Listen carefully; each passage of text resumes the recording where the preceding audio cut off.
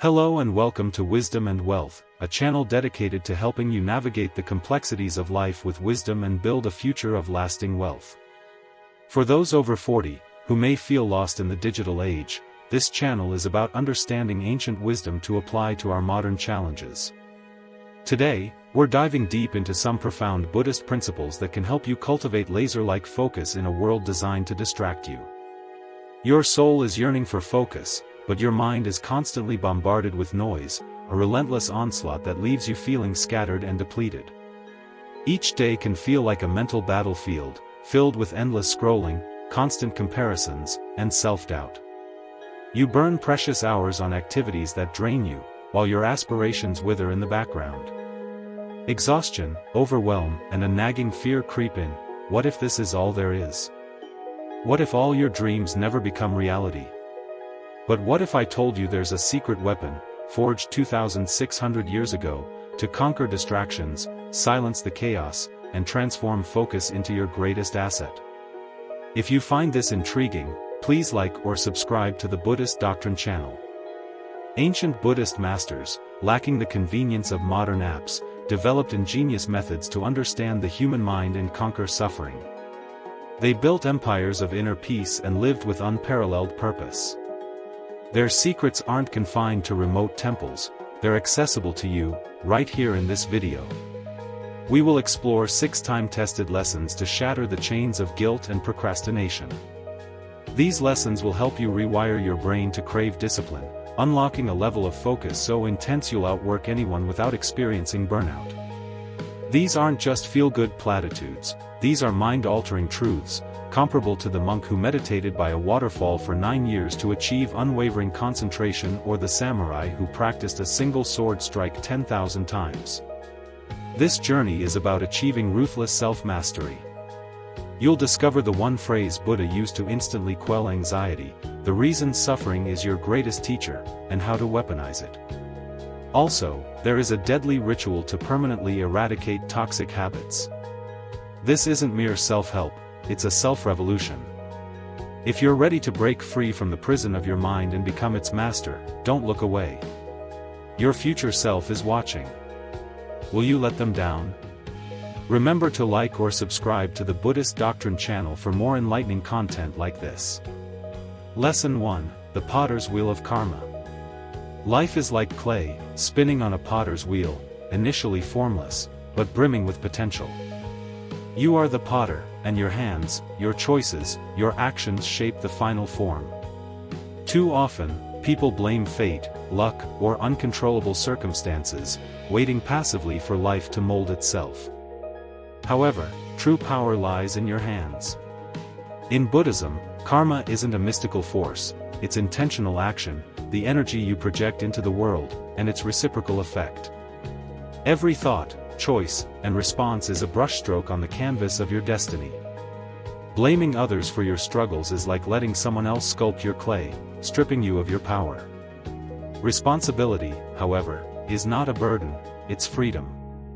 The moment you take full ownership of your life, you reclaim the ability to shape it. Buddha said, "You are the heir to your actions. Whatever you sow, you reap." Every challenge reflects something you either created, allowed, or ignored. This realization isn't to shame you but to awaken you. Your past choices built today's reality, but your present choices can build a new future. Imagine waking up each morning and declaring, "Today, I create my reality." How would that transform your actions? Would you still let distractions divert you from your goals? Would you waste time waiting for others to fix things? Before sleep, ask yourself, what did I contribute to today's challenges? This practice isn't about guilt but clarity. Radical ownership of your actions grants radical control of your life. So, what clay are you letting others mold for you? Are you shaping your life with intention, or are you allowing external forces, opinions, and fears to dictate its form? How different would your reality be if you owned 100% of your choices? The potters will keep spinning. Will you take control and shape your life, or will you let the clay harden into something you never intended? Lesson 2: The Bridge of Right Intention. Life is a bridge over turbulent waters. On one side lies uncertainty, regret, and stagnation. On the other, clarity, purpose, and fulfillment. To cross, you must lay down planks, each a conscious goal, a step forward. Most people never build their bridge, remaining lost in vague wishes, waiting for direction to appear. But direction isn't found, it's created. Buddhism teaches the principle of right intention, the foundation of the Eightfold Path, guiding wise living. At its core, clarity of purpose eliminates suffering. Consider that most pain in life comes from hesitation, wandering aimlessly, chasing what isn't meant for you, and that's why you should like or subscribe to the Buddhist Doctrine channel. Most pain in life doesn't come from failure, it comes from hesitation, from wandering without a map, from chasing what is not meant for you. The Buddha taught that a disciplined mind brings happiness. When your mind is undisciplined, your energy scatters. You chase distractions, compare yourself to others, and wonder why life feels directionless. But when your mind is focused, when you act with clear intention, you stop drifting and start building. Too many people set goals like fragile paper boats, vague, weak, easily sunk. They say, "I want to be successful," but never define what success means. They say, "I want to be happy," but happiness isn't a destination, it's a result of how you live each day. This is why Buddhist wisdom urges specificity. Your goals must be the planks of your bridge, not just hopes but solid steps forward. Instead of saying, "I want to be healthier," declare, "I am a person who nourishes my body and mind." Instead of saying, "I want to start a business," affirm, "I am a mindful entrepreneur creating with purpose." When you write your goals as "I am" statements, you imprint them onto your subconscious. You don't just think about change, you become the change. Are your dreams structured with clear, actionable steps, or are they just vague desires floating in your mind? Every day you hesitate, the bridge remains unfinished, and the waters of doubt rise higher. The first plank is always the hardest. The moment you define your goal with clarity, you create momentum. What would you dare to achieve if doubt vanished? Imagine standing on the other side of the bridge, looking back at the person you are today. Would that future self thank you for the decisions you made, the planks you laid, or would they still be waiting at the edge, lost in uncertainty? Focus on your path, build with intention, and step forward with purpose, one plank at a time. It will make you happy, and that's why you should like or subscribe to the Buddhist Doctrine channel. Lesson 3, The Forge of Self-Mastery. Your mind is a forge, an ancient blacksmith's workshop where raw metal is shaped into something unbreakable. Without fire, iron stays weak. Without effort, potential remains untapped. Without discipline, the mind stays fragile, bending to every distraction, impulse, and doubt. You are the blacksmith of your destiny. Will you forge yourself into something strong, or let yourself rust? Buddhist monks dedicate lifetimes to mastering the mind because they understand a simple truth: growth is not optional, stagnation is suffering. This is the essence of dukkha, the dissatisfaction that arises when we resist change, avoid challenge, and remain stuck in old patterns. Yet, so many people wait for life to improve while feeding their minds nothing but distractions. They upgrade their phones, cars, and wardrobes but never upgrade themselves. The Buddha said, "Irrigators guide water, fletchers shape arrows, the wise master themselves." Water doesn't find its way on its own, it is guided. Arrows don't fly true by accident, they are shaped. The mind doesn't reach mastery through passive existence, it must be refined, sharpened, and disciplined. You either shape your mind, or the world will shape it for you. If you're always overwhelmed, distracted, or restless, the reason is simple: your forge is cold. You aren't feeding the fire. Social media, mindless entertainment, and endless scrolling steal your focus, weaken your resolve, and leave your potential untouched. What if, instead of giving your attention to things that drain you, you redirected it towards something that builds you? Imagine replacing just 15 minutes of social media with reading one Buddhist sutra each day. That's not just knowledge, it's transformation. In a year, your mind wouldn't just be informed, it would be trained, disciplined, and sharp like a blade forged in fire. Now, ask yourself, what skill would change your life if mastered? Is it resilience, focus, or emotional discipline? Imagine the version of you who has conquered that skill, the clarity in their eyes, the steadiness in their heart. That version of you isn't a fantasy, they are waiting on the other side of discipline. What if your next upgrade wasn't your phone but your mind? What if, instead of chasing temporary distractions, you invested in your own self-mastery? The fire is waiting, the forge is ready. The question is, will you step into the heat? Remember to like or subscribe to the Buddhist Doctrine channel for more transformative wisdom.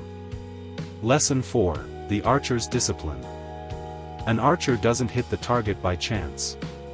They stand firm, align their stance, steady their breath, and only then, with precision, do they release the arrow. Discipline is this stance, focus is the arrow, and your goals are the target. Most people never hit their mark, not because they lack talent or capability, but because they never hold their stance long enough. They waver, they rush, they quit. Buddhism teaches the principle of ethical discipline, but discipline isn't about restriction, it's about creating a framework strong enough to support your freedom. Imagine a river with no banks, it floods, directionless, destroying everything in its path.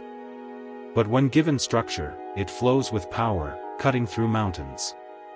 Your habits, routines, and daily discipline are the banks that guide the river of your life. The Buddha said, "Drop by drop, the water pot fills." Likewise, the wise accumulate goodness little by little. Success, wisdom, and focus are not built in grand, sweeping moments, they are the result of small, consistent actions repeated until they become who you are.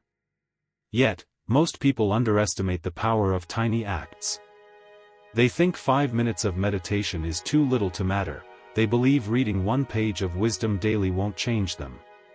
But just like a single drop of water seems insignificant, over time, it fills the pot. Over time, it reshapes you. The mistake most people make is waiting for motivation. But motivation is like the wind, unreliable. Discipline is the archer's stance, it keeps you steady even when the wind shifts. Attach new habits to existing routines. Don't just say, "I'll start meditating." Instead, link it to something you already do: brush your teeth, meditate for 5 minutes afterward, drink coffee, write down 3 things you're grateful for before the first sip. When habits are anchored to something familiar, they become automatic, they become part of you. What daily arrow are you failing to release? What is the one small habit, the one drop of effort that could transform your life if repeated daily? No archer hits the target without practice, no river carves valleys without time, and no mind finds clarity without discipline. So, what's one habit that would revolutionize your year? Picture yourself a year from now, more focused, more disciplined, more in control. That version of you is built 1 drop at a time, 1 arrow at a time, 1 habit at a time. Will you take the shot? And while you think about that, please like or subscribe to the Buddhist Doctrine channel for daily wisdom. Lesson 5, The Riverbank of Equanimity. Life is a river, unpredictable and untamed. Some days, the waters are calm, carrying you effortlessly forward. Other days, they rage, pulling you under, dragging you into currents of stress, doubt, and frustration. Most people spend their lives fighting the current, exhausting themselves over things they cannot control. But true wisdom isn't found in resisting the river, it's found in becoming the riverbank, steady, grounded, unshaken. Buddhism teaches equanimity, the art of balance. It is the ability to remain unmoved by external chaos because your foundation is within. This is where Buddhism meets Stoicism, where peace isn't found in changing the world but in anchoring yourself in what you control. The Buddha said, "Peace comes from within. Do not seek it without." Yet, most people look for peace in all the wrong places. They try to control other people, obsess over the future, and agonize over the past. They fight against the river instead of standing firm on the bank. The truth is, there are only three things you can ever control: your breath, your effort, and your ethics. Everything else is just water. You cannot control how others treat you, but you can control how you respond. You cannot control the storms of life, but you can control how you prepare for them. How often do we waste energy on things outside our reach, the opinions of strangers, the expectations of society, the mistakes of the past? What if, instead of trying to control the uncontrollable, you mastered what was already within your grasp? When stress arises, ask yourself, is this mine to solve? If the answer is yes, take action. If the answer is no, visualize placing it in the river and letting it drift away. Imagine watching your worries float downstream, dissolving into the flow. The more energy you waste on what you cannot change, the less power you have to shape what you can. What river are you trying to swim against? Is it the need for validation, the fear of uncertainty, or the desire to control outcomes that were never yours to dictate? Now, imagine how much energy you would reclaim if you simply let go, if you stopped fighting and instead stood firm. True focus isn't just about where you direct your attention, it's about what you choose to release. The river will always move, the world will always change, but your power is not in stopping the current, it's in standing strong, grounded in what is truly yours. Will you keep struggling against the flow, or will you become the riverbank, steady, unshaken, and free? Lesson 6, the Phoenix of Right View. Fire destroys, but it also creates. The forests that burn are the same ones that grow back stronger. The metal that melts in the forge is the same metal that is reforged into unbreakable steel. The phoenix doesn't fear the flames, it embraces them because from the ashes, it rises, not weaker, but wiser. Life will burn you, failure, heartbreak, loss. These are the flames most people fear. They run from discomfort, avoid risks, and hide from pain. But Buddhism teaches right view. It is the ability to see clearly, to reframe suffering, and to recognize that pain is inevitable, but suffering is optional. The Buddha's wisdom reminds us that what breaks you is often what builds you. Think about your own life, the setbacks that felt like endings, the rejections, the failures, the moments of despair. What if they weren't punishments but preparations? What if, instead of being buried, you were being planted? Every great transformation is preceded by a trial. The fire isn't there to destroy you, it's there to refine you. When life knocks you down, don't ask, why is this happening to me? Ask, how is this happening for me? This shift in perspective changes everything. The failed business forced you to innovate.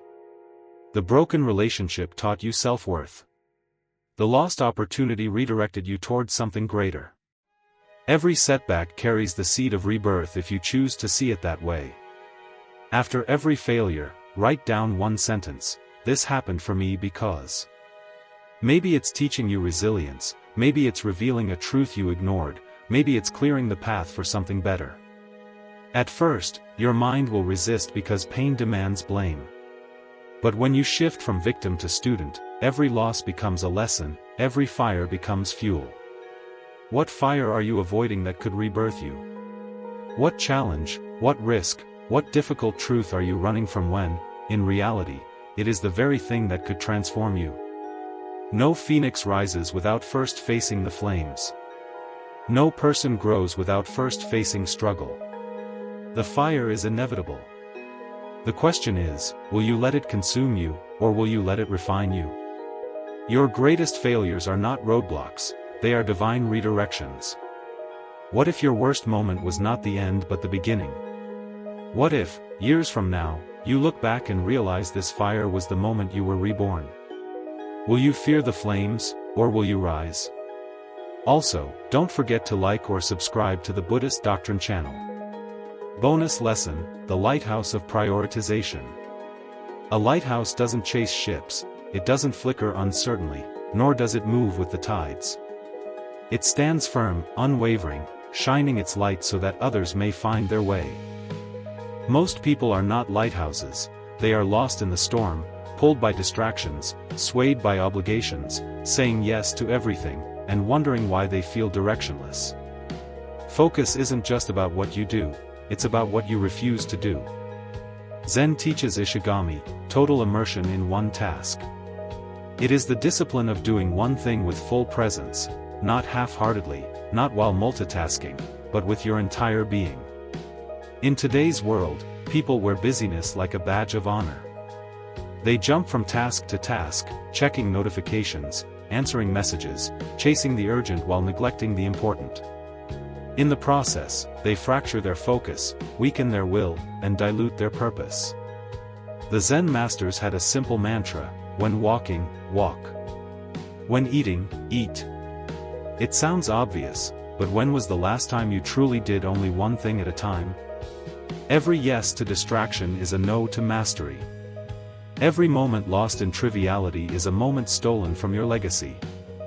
The greatest minds of history did not succeed by doing more, they succeeded by doing less, but better. Bruce Lee said, "I fear not the man who has practiced 10,000 kicks once, but the man who has practiced one kick 10,000 times." This is the essence of deep focus, to stop scattering your energy across meaningless pursuits and instead pour it into something that matters. Use a distraction jar. Every time something tempts you away from your task, a random thought, a notification, a sudden urge to check emails, write it down and put it in the jar. At the end of the day, review the list. You'll realize that most distractions are illusions, mere ripples on the water that seemed important in the moment but meant nothing in the long run. This one habit alone can sharpen your focus and reclaim hours of your life. What shore is your lighthouse guiding others to? Are you leading with clarity, or are you drifting, lost in the storm of distractions? Every time you chase what doesn't matter, you move further from what does. Every time you choose busyness over purpose, your true work remains undone. What legacy dies each time you say yes to the insignificant? What masterpiece goes unfinished because your focus is stolen by noise?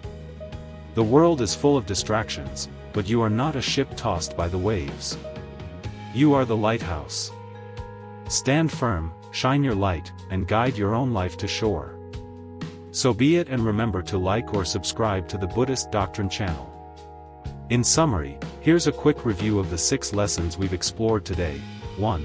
The potter's wheel of karma. Your choices shape your life. Stop blaming others and own your actions like clay on a wheel. 2. The bridge of right intention. Vague goals lead nowhere. Write them as "I am" statements to align with purpose. 3. The forge of self-mastery. Upgrade your mind daily. Replace distractions with wisdom. Iron sharpens iron. 4. The archer's discipline. Tiny habits, like 5-minute meditation, compound into unshakable focus. Consistency over intensity. 5. The riverbank of equanimity. Let chaos flow like water. Control only your effort, ethics, and energy. 6. The phoenix of right view. Burn setbacks into wisdom. Suffering isn't punishment, it's your teacher. And finally, the lighthouse of prioritization. You are not here to survive the storm, you are here to dance in the rain, to find stillness in chaos, power in surrender, and freedom in discipline. The Buddha taught that all that we are is the result of what we have thought. Every scroll, every doubt, every "I'll start tomorrow" writes your destiny. But today, you hold the pen. Zen masters say, when you reach the top of the mountain, keep climbing.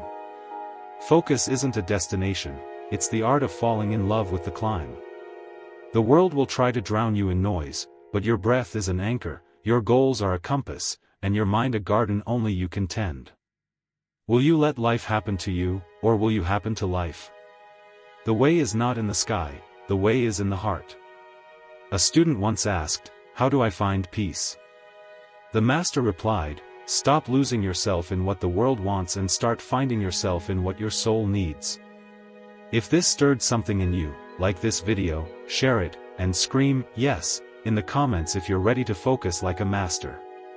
Subscribe to Wisdom and Wealth and join a tribe of seekers turning chaos into clarity. Your journey begins now, but only if you choose to begin. Don't forget to like or subscribe to the Buddhist Doctrine channel for more empowering content.